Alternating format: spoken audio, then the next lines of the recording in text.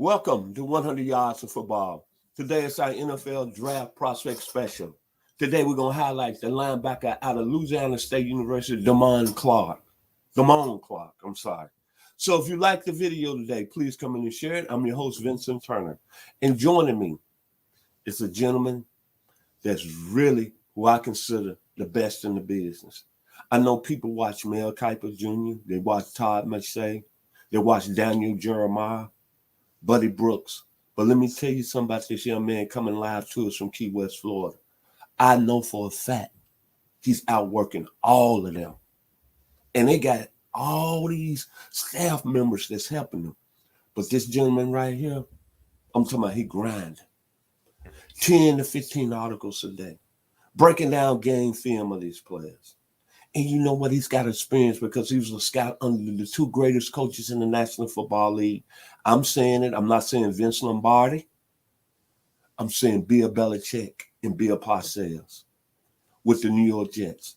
And I'm going to tell you this. I'm very proud to have him on the show today. And he's got a book out. Whatever it takes, please take a look at it. I've read it 3 times. And I will tell you this. When you read the book and you see this young man here, the first thing what you're going to come to your mind is power, strength, adversity, and determination. God is in this plan. My man, out of Key West, Florida, Mr. Daniel Kelly. How you doing this morning, sir? Hey, I'm doing well, Mr. Turner. How are you? Hey, I'm doing fine, man. Happy New Year. Happy New Year to you, 2022. Hey, that rhymes. As my mom used to say, I'm a poet. I just don't know it. Yes, sir. No, 2022, it's going to be a great year, and here we are. Let's break down the linebacker from Louisiana State University, Mr. Damone Clark. Absolutely. 6'3", 245. He looks even at that size, he looks a little lean on your picture right there, just like he does in the game film. Went back and watched him in 5 games. I think it's important to take a look at a guy in as many games as you can get your hands on, just to make sure that everything stays consistent, what you're seeing, and it's not a one-off here or there. So I watched 5 different games, always accountable to every single evaluation I put out there to the football world. UCLA 2021, Texas A&M 2021, Central Michigan 2021, and Auburn 2021 film. He is expected to play at the Senior Bowl after turning in back-to-back okay seasons statistically, where he had 49 tackles in 2019. He came back with 63 tackles in 2020. He had 3.5 sacks in 2019 and just 1 sack in 2020. Clark has exploded this season with 136 credited tackles, 5.5 sacks. He is LSU's leading tackler. There's always something, the NFL teams need to do is when players explode statistically, you have to take a look and understand why they're doing it and why they have done it. Is this a case where it's right before an NFL payday? That's a question NFL teams need to ask themselves. Let me start by saying this. I didn't know Damone Clark from the next person when I turned on the film. I looked at the stats and I thought, okay, LSU, big stats, big program. Okay. When I turned on the film, I was extremely disappointed overall. Let me start by saying Damone Clark is soft and he is passive. I gave him a UFA, undrafted free agent grade, and I'll break down the reasons why. Against the run, there is nothing attacking about this guy in his game. If you go back and watch him against UCLA, he got handled by UCLA. His best chance is he actually got handled every game, but his best chances are if somehow he can sort through the trash. When I say trash, I mean all the different people, the congestion inside the line of scrimmage. That's what it's called. If he can sort through the trash and be left clean, or can somehow manage to come off a block once the play reaches his level. When I say his level, he stands about 4 or 5 yards deep from the line of scrimmage. He cannot make a play to save his life until the ball carrier reaches his level and reaches him downfield after the damage has been done. Not what you need or want in the NFL as a middle linebacker. If the offensive lineman can get a hat on him and get a block on him, he's done. He's toast. I saw blockers push and shove this guy around like he was a rag doll inside. I saw him get knocked over a few times to the point where it was like he didn't even look like he belonged on the field. He looked like a bowling pin. When offensive linemen hit him a couple times, they blew him up. He went straight backwards on his behind. This guy just struggles when he's blocked by any kind of college player, including I saw him struggle against a tight end with Texas A&M. He was awful taking on and shedding blocks on the interior. He was passive. That's the thing that bothers me the most about Damone Clark is the passivity when I watch him play on tape. He's just content a lot of times to end up by the pile. He gets lost in the trash way too often. Runners went right past him way too often. He's dancing around way too often. It just sometimes he just whiffs and misses a tackle altogether because he's so tight and rigid in the hips. He has trouble changing direction quickly. He's really just, and I'm really troubled by all the times when there was active runs on film, and he was seen multiple times. I mean, many times jogging backside, like, who cares? Let's just let him go. I just want to be in the picture frame. Not good in chase at all. Not good at pursuit from behind. Against the pass, when they call his number the blitz and they call number 18 the blitz, his best chance is if he's left clean, it's lined up perfectly and he doesn't have to go too far. Definitely a below average as a blitzer. No pop or explosiveness at the point of attack if he's blocked at the line of scrimmage. No burst, no short area closed in the pocket. One gear, average speed, soft at the point when he's trying to blitz. He had a couple garbage sacks in a game I saw. Was not impressed at all. This is the way I would talk if I was in an NFL war room. You got to stand on your convictions and stand on what you're seeing. This is not my opinion. This is what This is what Damone Clark put on tape. This is Damone Clark's resume that he handcrafted. In coverage, decent straight line.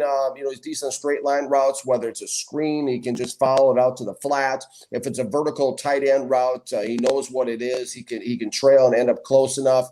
Okay at dropping into zones. But he can be late reacting at times and end up trailing coverage. If this guy ends up trailing in coverage, you can throw the ball to whoever he's covering all day long.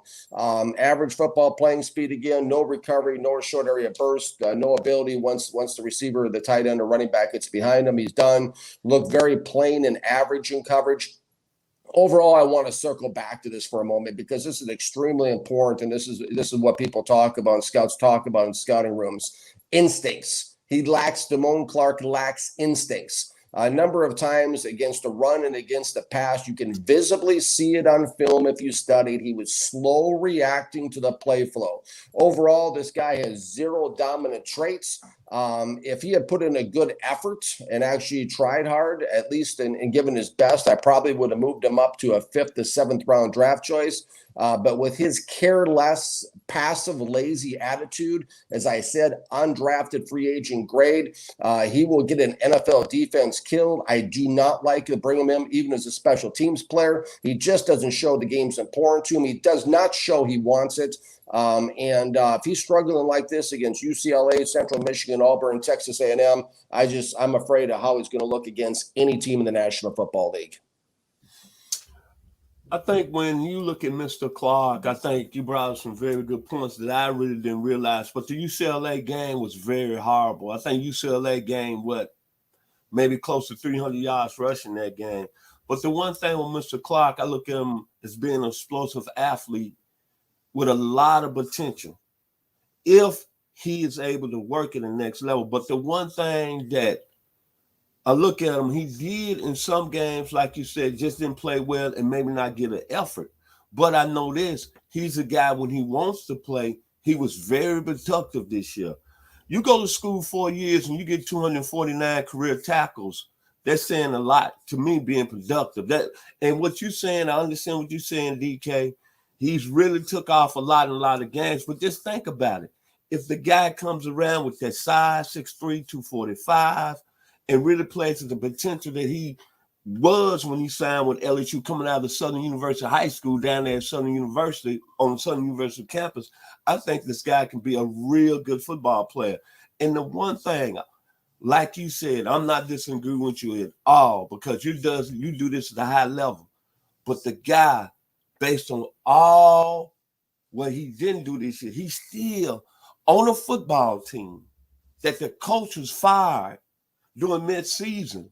And I saw some games where, especially that Alabama game, where we thought Alabama, we just talked about Jameson Williams, there was a 3-touchdown favorite, and LSU almost won that football game.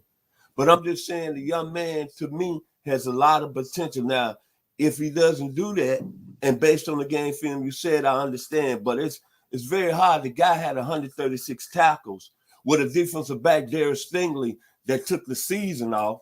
Just, had fifth game of the year, Mitchell Stingley, who's one of the top rated corners, said, hey, I'm not going to play no more. Then had players defecting. Then had a head coach who got fired in midseason. I think the guy still, in my opinion, produced at a decent level. You don't get 136 tackles, 5.5 sacks, 1 interception, 2 forced fumbles in the SEC, who I consider the greatest conference in all of college football. And he reminds me of another player when I was at the University of Arkansas, 7'8", I don't want to throw out there, and I'm not name dropping, but I am. I'm sorry. He reminds me of a player that played at Texas A&M. Same type of build. Will Wright. Not as big, but it was a guy at Texas A&M that made a lot of tackles on the defensive side of the ball back in the late 70s, early 80s. Mr. Daniel Kelly, final words about the young man from LSU, Mr. Clark. Well, absolutely. When you're talking about Damone Clark, and I take this very seriously. I mean, I understand that I play a part of the national narrative about these players, and so I will never say anything that I don't see and is shown to me on game film, because I'm not in the business of just killing young man's dreams or making it so nobody will draft him. This is what Damone Clark put on film to me, and there's nothing scarier to me, with all due respect to you, Mr. Turner, and nothing scarier. I think 53% of first rounders are busts historically, and a lot of these guys don't make it. And a lot of times teams will look at, okay, he's from LSU. Like I thought this guy was going to be a baller when I turned on the film, because he's from LSU. He's got the stats that you alluded to, Mr. Turner. I think to myself, okay, he's got the size. And teams will start, especially during the pro days. He'll run around all the little orange cones, and teams will start to elevate him. But the game film does not lie. As a talent evaluator, I always go back to the game film. This is what Damone Clark put on game film. And to me, for my money, in my opinion, if I'm sitting across from an NFL owner and my interview question comes down to, what do you think about Damone Clark? These are the type of things I've said on the show I'm going to say to an NFL owner. Because if he was like this, and like to your point, Mr. Turner, taking games off at the college level, what is this guy going to be like when he has an NFL paycheck to depend on? My final words about Damone Clark. Thank you, Mr. Daniel Kelly. When I look at the young man, I think he's a linebacker. Obviously, he's had a lot of ups and downs at LSU. But the one thing is that he comes out of Baton Rouge, Louisiana. And I think your mindset changes when you're able to make a lot of money. And I think when it's all said and done, I think Mr. Clark, hopefully, I'm not going to predict because Mr. Kelly is a scout, hopefully he'll realize his potential. But him being from Baton Rouge, there was a young man that back in 1997, a lot of people were doubting him. But in the music rap game, he started selling CDs out of his trunk. And he parlayed that into one of the greatest careers right now I ever seen on the rap scene. He's basically out of Baton Rouge. He had a song, his first hit, How You Do That There. And he said, how you do that there? And I think about Mr. Clark. New Orleans, Baton Rouge, how you do that there? Lafayette, Lake Charles, Shreveport, Alabama, Atlanta, how you do that there? The 901, Memphis, Tennessee, the 561, Delray Beach, the 865, Knoxville, Tennessee, the 936 Lufkin, Texas, and the 718 Brooklyn, New York, and the 770 Douglasville, Georgia. I really thank Mr. Damone Clark. I think he's going to get it together, and he's going to be a football player because he's from them roots of Baton Rouge, Louisiana, like the great one, Mr. Master P. So, if you like the video today, we surely appreciate it. I'd like to say special thanks to the most talented guy and all who's doing this. The 2022 NFL Draft, Mr. Daniel Kelly, joined us live from Key West, Florida. And to our producer that made it happen this morning, Mr. Logan Landers, who's from the 770 Douglasville, Georgia. Enjoy the video. God bless and stay safe this week. And watch a little college football. Alabama versus Georgia for the national championship. We'd like to say thank you and God bless. Take care. God bless you.